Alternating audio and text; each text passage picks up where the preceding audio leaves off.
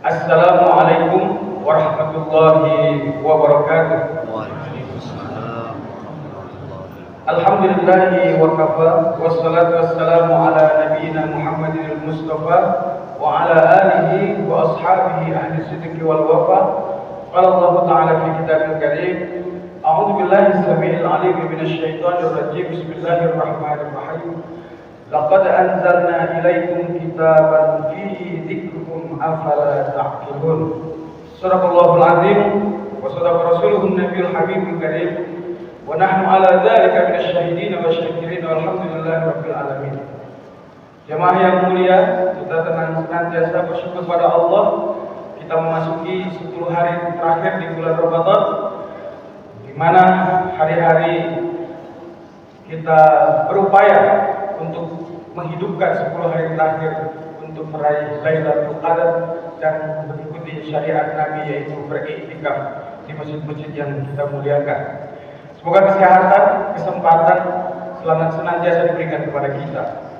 Salawat dan salam semoga senantiasa tercurah kepada junjungan kita, Nabi kita Nabi Muhammad sallallahu alaihi wasallam. Jemaah yang berbahagia, tema kultum kita pada malam ini mengimplementasikan nilai-nilai Al-Quran dalam kehidupan kita. Satu ketika setelah Rasulullah wafat, sahabat mendatangi Siti Aisyah dan bertanya, "Ya Rasul, ya Siti Aisyah, bagaimana akhlak Rasulullah?" Aisyah menjawab, "Kulluhum ajaba," dengan tangisan. Jadi ketika diingatkan tentang Rasulullah, yang keluar dari mulut Aisyah, dari wajah Aisyah adalah kesedihan, adalah keharuan, mengenang bagaimana akhlak Rasulullah. Sehingga ketika menjawab pertanyaan dari salah seorang sahabat, Aisyah hanya dengan menjawab, "Kulluhum ajab." Akhlak Rasulullah sangat menakjubkan, akhlak Rasulullah sangat mengagumkan. Kata Siti Aisyah, "Aku terkenal satu ketika Rasulullah pulang dari dakwah, kemudian aku sudah menunggu di depan pintu rumah. Namun karena lama aku tertidur, saat aku terbangun, aku melihat Rasulullah belum ada di dalam rumah, sehingga aku bukakan pintu rumah dan ternyata Rasulullah ada di depan pintu, tidur di depan pintu. Kemudian aku bangunkan Rasulullah. Saya bertanya, 'Ya Rasul, kenapa engkau tidak bangunkan aku?' Kata Rasulullah, 'Ya Aisyah, aku sudah ketuk pintu rumah. Aku sudah panggil engkau. Ya Aisyah, bukakan pintu. Ya Aisyah, bukakan pintu. Ya Aisyah, bukakan pintu. Namun engkau juga tidak terbangun. Bagaimana mungkin aku berani membangunkan engkau bila Allah yang menciptakan kamu saja tidak membangunkan?' Begitu terharu Siti Aisyah sehingga menangis bercucuran air mata. Kemudian Aisyah melanjutkan, 'Tidakkah kalian membaca surah Al-Mu'minun? Perwujudan akhlak Rasulullah ada di dalam surah Al-Mu'minun. Ketika kamu baca aflahal mu'minun, sungguh beruntung orang-orang yang beriman. Rasulullah adalah orang yang paling beriman. Alladzina hum fi salatihim khashi'un. Rasulullah adalah orang yang paling khusyuk salatnya. Walladzina hum 'anil lagwi mu'ridun. Dan Rasulullah meninggalkan perkataan-perkataan yang sia-sia. Dari 3 aspek ini, sebelum kita lanjut yang berikutnya, maka mengamalkan Al-Quran itu terdiri dari sisi akidah, keimanan. Karena banyak ayat-ayat Al-Quran yang menjelaskan kita agar tunduk dan patuh kepada Allah, agar taat kepada Allah. Dalam surat Al-Alaq dikatakan, "Ara'aita alladzi yanha 'abdan idza shalla, ara'aita in kana 'ala huda aw amara bil taqwa, ara'aita in kadzdzaba wa tawalla, alam ya'lam bi anna Allaha yara."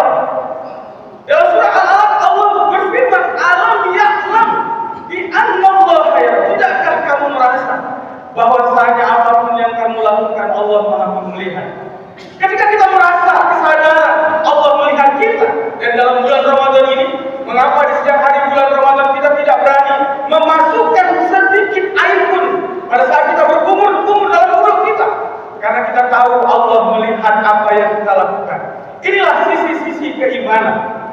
Jadi dalam ayat-ayat Al-Quran, implementasi nilai-nilai Al-Quran dalam kehidupan bisa diwujudkan dalam bentuk sisi akidah. Yang kedua, dari sisi syariah. Ketika Rasulullah alladzina hum fi salatihim khashi'un, Rasulullah walaupun dia mengaku beriman, Rasulullah tetap sholat. Jadi kalau ada orang mengaku beriman, percaya kepada Allah, dan mengatakan tidak perlu sholat, tidak perlu puasa, tidak perlu zakat, maka tidak sesuai dengan contoh Rasulullah.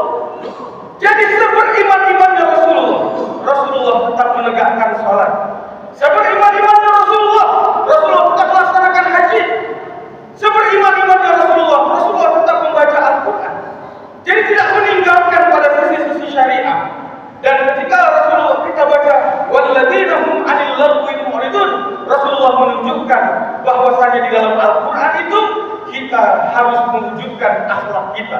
Salah satu berakhlak itu adalah tidak berkata dan tidak berbuat sesuatu yang sia-sia. Nah, dalam waktu yang singkat ini, saya ingin kita merujuk salah seorang cendekiawan kita, seorang ustaz, Ahharjan Hafni namanya. Beliau menulis sebuah buku berkaitan dengan bagaimana mengimplementasikan nilai-nilai Al-Quran dalam kehidupan. Beliau menulis buku The Seven Islamic Daily Habits. Jadi kalau kita mewujudkan Al-Quran, salah satunya dalam surah Al-Fatihah, bisa kita jadikan kebiasaan seorang muslim dalam kehidupan sehari-hari. Dari mana merujuk? Dari surah Al-Fatihah. Ketika kita baca Bismillahirrahmanirrahim, akhlak seorang muslim ketika memahami Bismillahirrahmanirrahim, ada kesadaran bahwasanya memulai segala sesuatu hendaklah diawali dengan membaca lafaz basmalah. Yang kedua, bermakna awalilah segala sesuatu karena Allah. Kita melakukan sesuatu karena Allah, bukan karena siapa-siapa. Sehingga ada kesadaran, seandainya dalam pekerjaan kita itu ada prestasi-prestasi, maka prestasi itu harus kita sandarkan kepada Allah. Kenapa? Yang aku lakukan ini bukan karena siapa-siapa. Yang aku lakukan ini karena Allah. Inna sholati wa nusuki wa mahyaya wa mamati lillahi rabbil alamin. Ketika kita menyadari membaca basmalah, ada kesadaran bahwasanya semuanya karena Allah dan semuanya untuk Allah.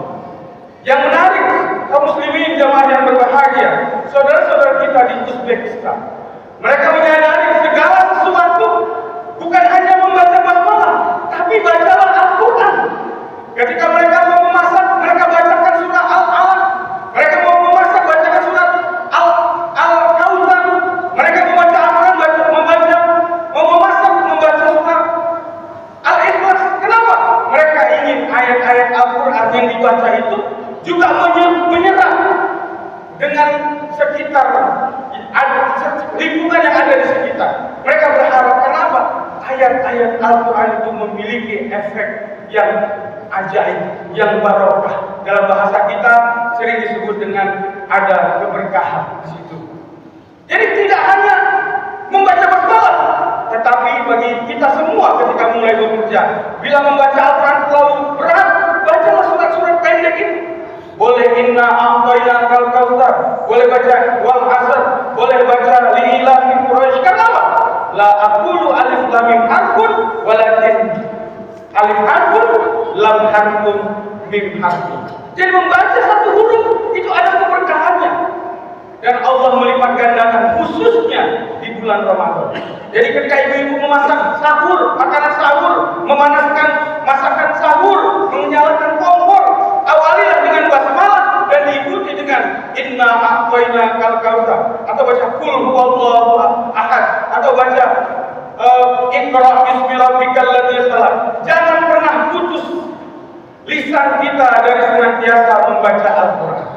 Itu yang pertama. Yang kedua, ketika kita membaca Alhamdulillahirabbil alamin, ketika kita berakhlak mengimplementasikan nilai-nilai Al-Quran di dalam kesadaran bahwasanya marilah kita bersyukur atas karunia Allah kepada kita. Alhamdulillah adalah kesadaran bahwa semua nikmat yang Allah berikan kepada kita ini adalah dari Allah Subhanahu wa taala.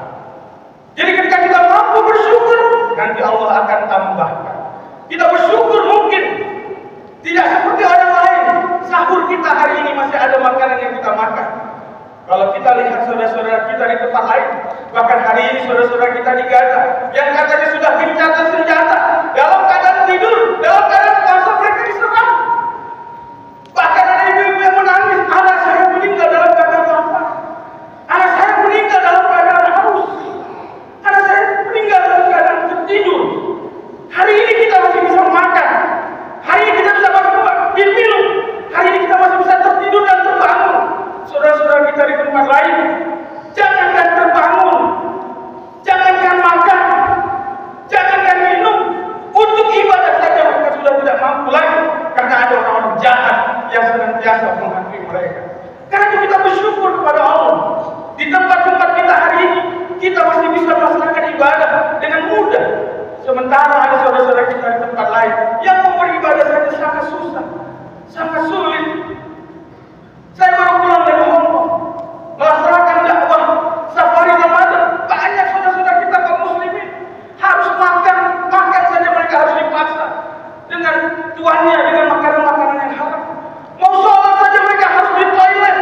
Kita hari ini di masjid kita bisa sholat dengan lapang, dengan tenang. Sementara ada di tempat-tempat lain, saudara-saudara kita masih dalam keadaan kesulitan. Karena itu marilah kita senantiasa bersyukur. Hari ini kita seperti ini, masih ada saudara-saudara kita yang di bawah, yang mereka kadang-kadang menginginkan apa yang kita rasakan pada hari ini. Mungkin ini saja, terlalu panjang nanti lelah dan capek. Mohon izin nanti saya tidak mengikuti sampai selesai sholat tarawih kita malam ini. Mohon maaf atas segala kekurangan. Terima kasih atas segala perhatian. Assalamualaikum warahmatullahi wabarakatuh.